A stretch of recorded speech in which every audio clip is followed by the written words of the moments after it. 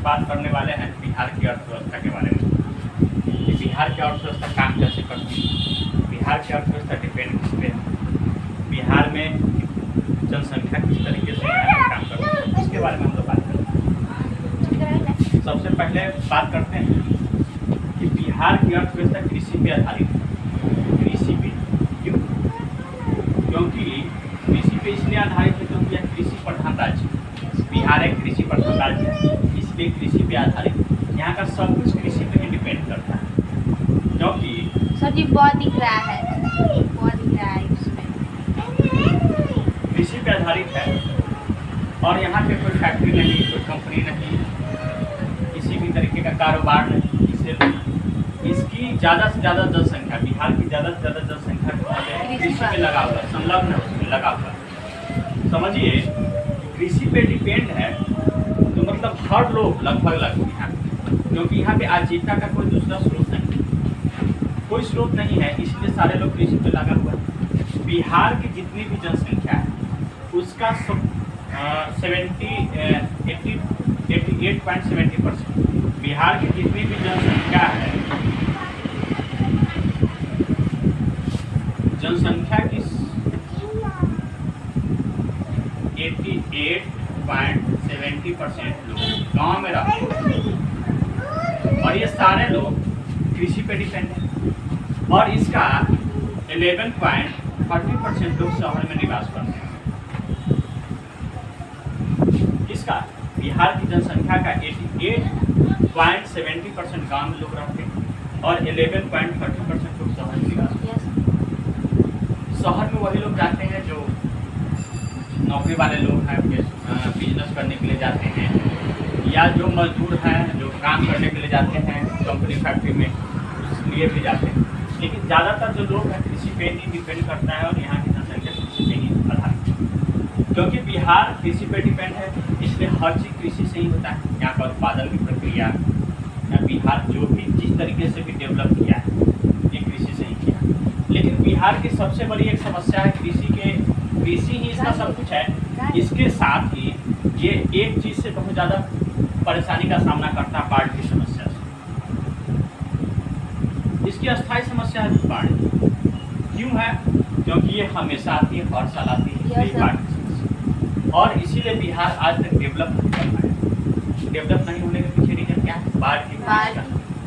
और अभी हाल फिलहाल में भी हम लोग देखें कि बाढ़ किस तरीके से बिहार को तबाही मचाया। समझिए यहाँ पे जो भी लोग कृषि करते हैं, अगर बाढ़ आ गई उस तरीके से तो समझिए फसल बर्बाद, लाखों रुपए गए एक किसान का। और यहाँ पे सभी लोग कृषि पे ही डिपेंड है, इसलिए दूसरी कोई स्रोत नहीं। इसके बाद हम एक उदाहरण लेके चलते हैं गांव। बिहार के गांव है संपन्नता के मामले में, जिसका नाम है रामपुर। क्या है? रामपुर जो है मुजफ्फरपुर जिला मुख्यालय, मुजफ्फरपुर जिला मुख्यालय से 45 किलोमीटर दूरी पे है। संपन्नता के मामले में काफी बेहतर स्थिति है, इसलिए इसकी स्थिति ऐसी है। हिंदी मूवी में रामपुर रहता है, यही रहता है। इस गांव की संपन्नता इसीलिए इस तरीके से है क्योंकि यहाँ पे बाढ़ का मार झेलना नहीं पड़ता है। यहाँ पे बाढ़ नहीं आता, बाढ़ नहीं आती, इसलिए यहाँ के लोग संपन्न है, यहाँ का गाँव संपन्न है। रामपुर में सब चीज की सुविधा है, लोग कृषि को करते ही हैं, कृषि ही इसका मुख्य पेशा है गाँव का। और इसके साथ साथ यहाँ के लोग अन्य स्रोत भी, जैसे बागवानी करना, बागवानी यहाँ का आय का एक अलग स्रोत है, अलग जरिया है। कृषि तो यहाँ का मुख्य स्रोत है, लेकिन इसके अलावा ये लोग अलग तरीके का काम करते हैं, बागवानी करते हैं।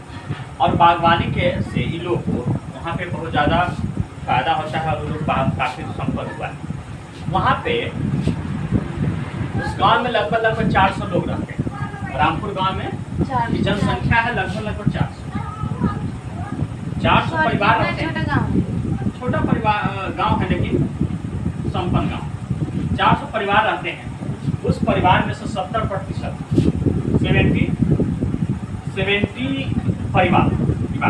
70 परिवार जो है वो उच्च वर्ग से आते हैं और उनके पास उस रामपुर के गांव की जितनी भी जमीन है उसमें सबसे ज़्यादा कब्जा इसी का स्वामित्व है, पूरे जमीन। वहाँ पे जितने भी इस प्राकृतिक संपदा है उस पे रामपुर के इसी 70 परिवारों का लगभग उसमें स्वामित्व है। ठीक है। और इनके पास 70 परिवार के पास अच्छी मतलब ईंट और सीमेंट के घर है, किसी के पास तो बड़े बड़े बिल्डिंग भी। ठीक है।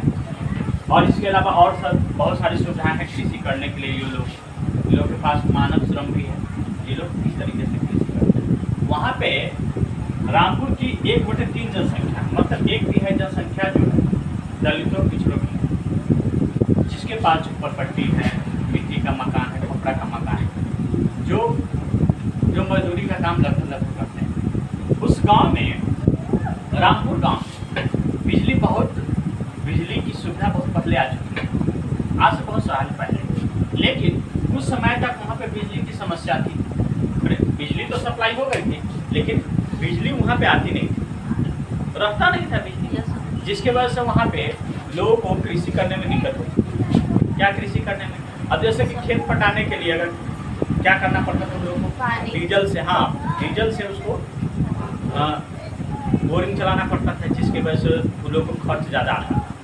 लेकिन अब लगभग समस्या वहाँ पे कम हो गई। इसके साथ साथ वह मेन राष्ट्रीय राजमार्ग से जोड़ती है क्या चीज़ को, रामपुर गांव समझ लीजिए उत्तर प्रदेश को जोड़ती है डायरेक्ट, उसके साथ साथ नेपाल को भी जोड़ती है। इसलिए यहाँ पे राजमार्ग की सुविधा भी बहुत बेहतर है। इसीलिए ये थोड़ा सा संपन्नता के मामले में बाढ़ की समस्या खत्म होती है। उसके बाद सड़क मार्ग, बिजली की सुविधा, यहाँ पे 2 प्राथमिक विद्यालय, 1 उच्च विद्यालय और 1 प्राथमिक स्वास्थ्य केंद्र है, जिसकी वजह से संपन्नता के मामले में ये थोड़ा सा बेहतर है और गाँव की अपेक्षा। बिहार के जितने भी गाँव हैं उसमें थोड़ा सा संपन्न गाँव इसको माना गया है इसी वजह से, क्योंकि यहाँ के लोग जो भी कृषि करते हैं उसका हर साल इसकी अच्छी उत्पादन हो जाती है और इसके वजह से इसका बहुत अच्छे से सब कुछ चल जाता है। ठीक है। इसलिए इसको संपन्न गाँव माना गया है, क्योंकि सुविधा भी बहुत ज़्यादा है, बाढ़ की फिर इसका सुविधा है। और सब गाँव इसलिए डेवलप नहीं कर पाया क्योंकि बाढ़ की फिर इसका त्राहिमाम रहता है हर साल। जब भी फसल लगाइए बाढ़ आएगी और सबको खत्म करते हुए चली जाएगी। इसलिए यहाँ पे बाढ़ की अस्थायी समस्या है, इसलिए गाँव डेवलप नहीं कर पाया रामपुर गाँव। हो सकता है कि ऊंचा जगह हो उसका, इसलिए वो वहाँ पे बाढ़ की समस्या का असर नहीं पड़ता है। बाढ़ तो आती ही है, लेकिन वहाँ तक पानी पहुँच नहीं पाता है। ठीक है। और वहाँ के लोग संपन्न, 2 चक्की मिल का आटा है, छोटा गाँव है लेकिन फिर भी संपन्नता के मामले में काफ़ी बेहतर है। ठीक है। अब बात करते हैं और सब जो भी है, तो प्राकृतिक संसाधन तो देखिए लिए कि वहाँ पे प्राकृतिक संसाधन पे पूरा कब्जा है कुछ लोगों का, 70 परिवार का। इसके अलावा बात करें तो 330 ऐसे परिवार हैं जो कुछ तो मिडिल क्लास हैं और कुछ दलित पिछड़े वर्गों से आते हैं। इसलिए वहाँ पे उन लोगों को मजदूरी करते हैं क्योंकि उसके पास जमीन है। अगर किसी को संपन्न होने के लिए अगर कोई भी चीज़ की जरूरत है तो वह प्राकृतिक संपदा, प्राकृतिक संसाधन में क्या किया जाता है, सबसे पहले आता है भूमि, जमीन जिसको क्या है प्राकृतिक संसाधन। प्राकृतिक संसाधन आता है भूमि होगा तब तो कृषि करेगा भाई, तब तो लोग विकास करेंगे, भूमि होना चाहिए।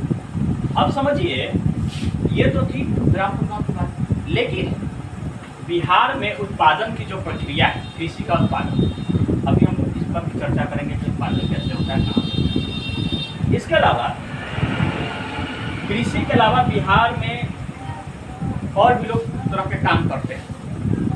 क्या काम करते हैं? उद्योग, छोटे छोटे उद्योग खुले हुए हैं। ठीक है।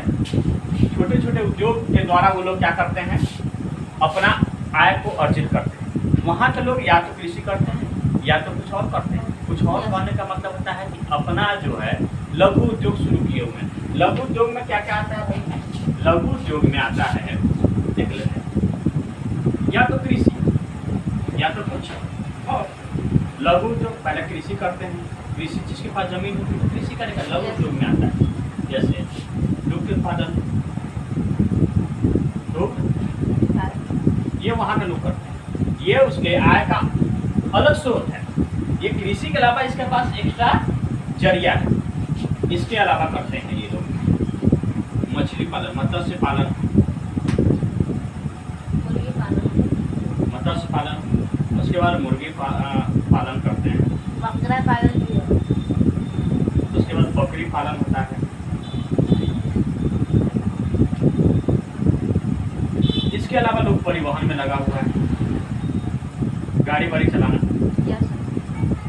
इसके बाद छोटे मोटे दुकानदारी चल रही है सब, मतलब सामान को बेच विक्रय करना, दुकान चलाना, ये सारा आय का अलग स्रोत। लेकिन यहाँ पे मुख्य स्रोत क्या है? कृषि। ये रामपुर गाँव की है नहीं, पूरे बिहार की ऐसी व्यवस्था है। और इसके अलावा कोई फैक्ट्री नहीं है, कंपनी नहीं, जिसके लोग बाहर चले जाते हैं।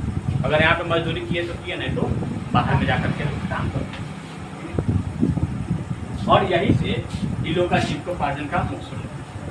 जब तक बिहार में बाढ़ की समस्या को खत्म नहीं किया जाएगा, तब तक ये समस्या हमेशा बनी रहेगी। इसीलिए भारत में और जितने भी स्टेट, जितने भी राज्य हैं, सब आगे निकल गया। बिहार पिछड़े होने के पीछे यही सबसे बड़ी रीजन है कि बिहार आगे नहीं बढ़ रहा है, क्योंकि वहाँ की समस्या है बाढ़।